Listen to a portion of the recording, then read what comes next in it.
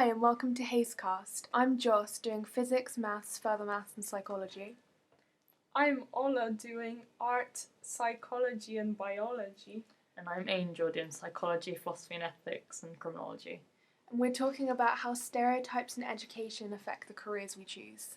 A gender stereotype is a presumption about the roles that ought to be possessed or performed by male or female individuals. Gender stereotypes are known to affect individuals' abilities to pursue their career pathways and future professions. These are usually reinforced from family, friends, media, and institutions such as schools. This is mostly because these local culture and societies are responsible for shaping the ideas of what is expected of male and female behaviour throughout early childhood. Let's start with Taylor Swift. Not just because of the music she's made throughout her very successful career, but because of the conversations that have surrounded her as an artist and a businesswoman throughout the last 15 years. In 2019, the news broke that her entire back catalogue had been sold without her consent from one music executive to another in a $300 million deal, making it one of the most expensive deals of all time. This is a perfect example of how women, through the industry, from Taylor Swift to women making music in their bedrooms, are not able to take full credit for their work just because of their gender. This is seen all over the world, not just in the music industry, but throughout the entire creative sector, where artists, especially female artists, are not given full credit for their work. For example, in the European art world, the media price for a piece of art made by a female artist was $4,600, and the media price for a male artist was $6,200. This is actually shocking when you think in terms of art that they probably spend roughly the same amount of time on their artwork. And I think that's quite unfair. I mean, only 2 works by women have ever broken into the top 100 auction sales for paintings, despite women being the subject matter for approximately half of the top 25. To me, that's very disappointing, and especially when I was growing up, this stereotype came up of the starving artist, and this all kind of affected me and almost put me off of doing art, but because I enjoyed doing it so much, I decided that it's more important for me to explore something I enjoy doing, something so creative, and keep going. But I do hope that in the future this changes and women get more credit for their artwork and be more equally credited as men.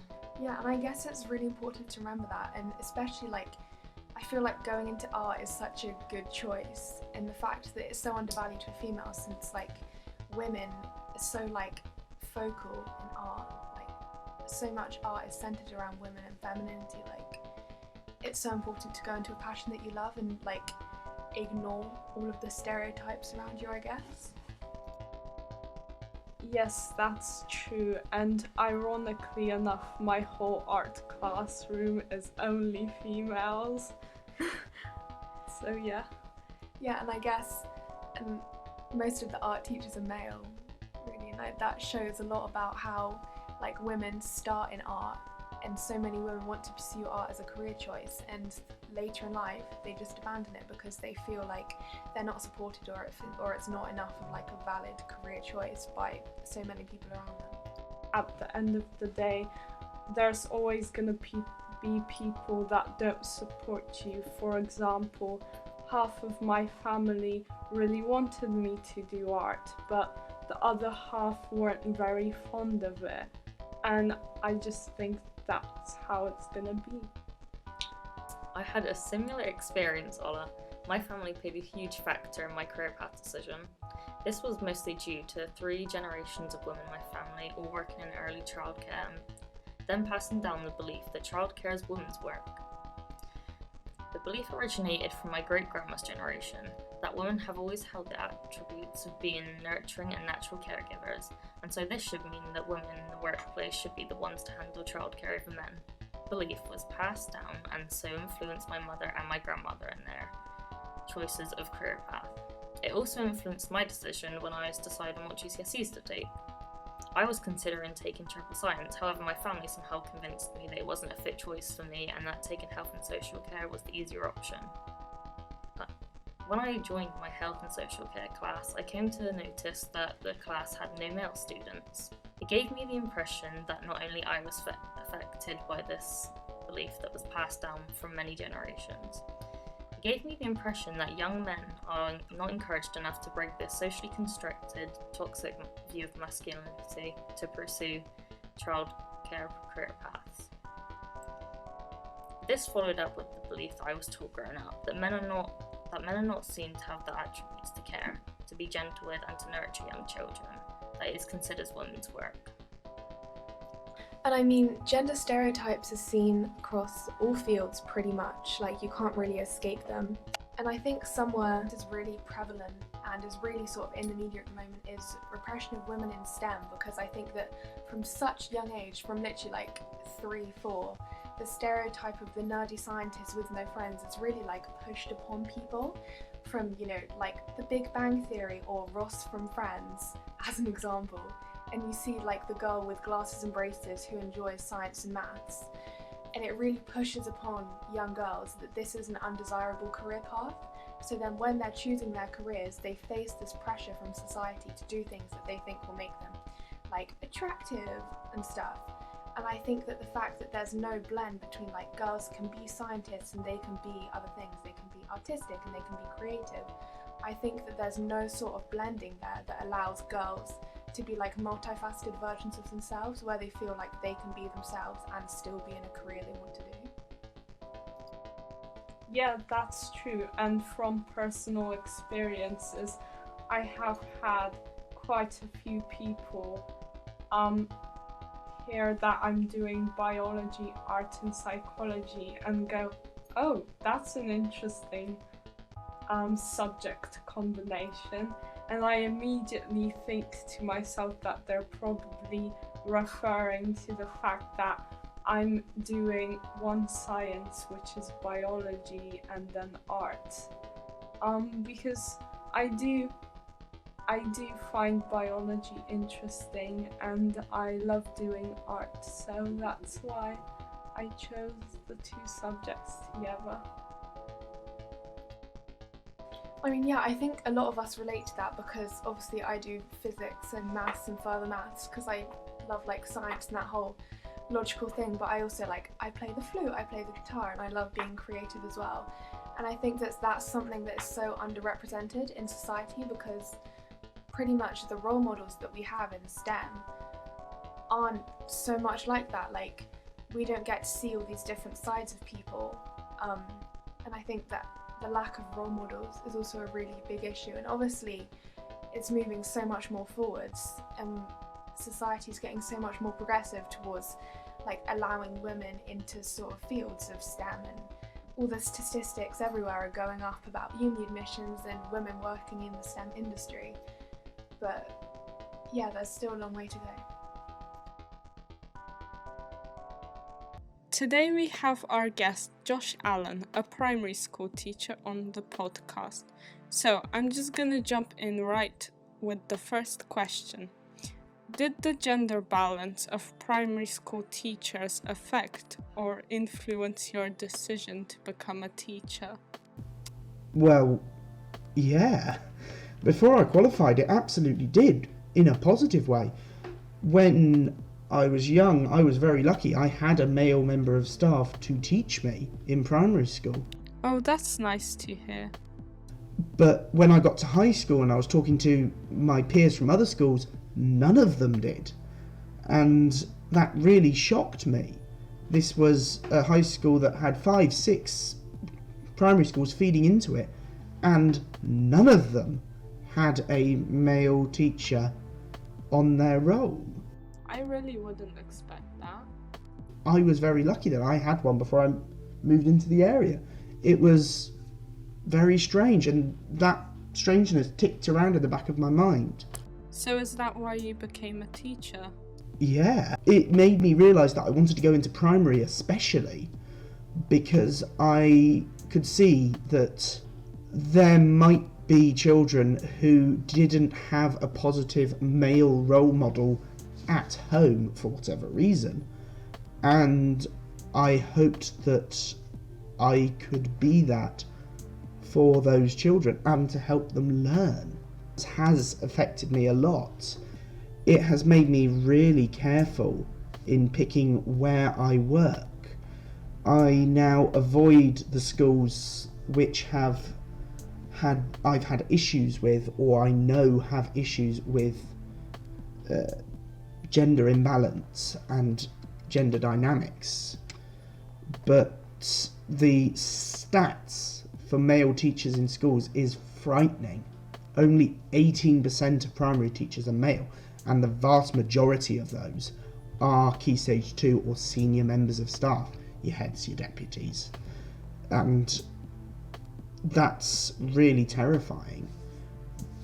Children need to see people of all genders and roles at an early age. Regardless of your job, your occupation, then you need to show, where possible, people, male, female, non-binary, however you choose to put it, you need to have that exposure when you're young, because it is vital that they grow up knowing that gender should not impact what job you want to do. Going back to that statistic, only 18% of primary teachers are male. I was at university and I had the great luck to talk to an ex-Ofsted inspector, and they told me that only 1 in 10 of those male teachers are Key Stage 1. So only 1 in 10 of that 18% are in Key Stage 1. So that's reception to year 3, or reception to year 2, depending on how the schools break it up. And fewer than half of those stay in Key Stage 1. Most move out within the first couple of years. That's either to being deputies and heads or moving to Key Stage 2. That is deeply worrying for me, and deeply worrying as a society that, for whatever reason, there is such a discrepancy. Now, those facts alone have made me very determined to stay as a frontline teacher for as long as I can. I really enjoyed that answer. Thank you for speaking to us, Josh. Now we have an interview with Bella, the head girl. Now over to Josh. So, welcome Bella to Hazecast. Bella is our head student and we're here to ask her some questions about STEM. So, hi, I'm Bella. So, why did you choose STEM subjects? So I'm currently studying A-level biology and chemistry and psychology and core maths. I chose STEM subjects because I find them very challenging and very intellectually stimulating, and I love the element of problem solving that they entail. I like the way that you sort of piece things together in a very logical way, if that makes sense. And yeah, I think they're very applicable subjects to real life and everything that's going on around me, and it's really interesting to learn about things around me. For example, I've just learned about the liver, and it's quite interesting to sort of see how that applies to me because, well, I have a liver. You have a liver. Yeah. Cool. So do you feel that you've been held back by any stereotypes about taking STEM subjects? For me personally, having been educated in an all-girls school, I have always been quite supported and encouraged and sort of told that I can be anything that I want to be, and I was given female role models to sort of look up to, which was very encouraging and sort of allowed me to not be afraid to take STEM subjects.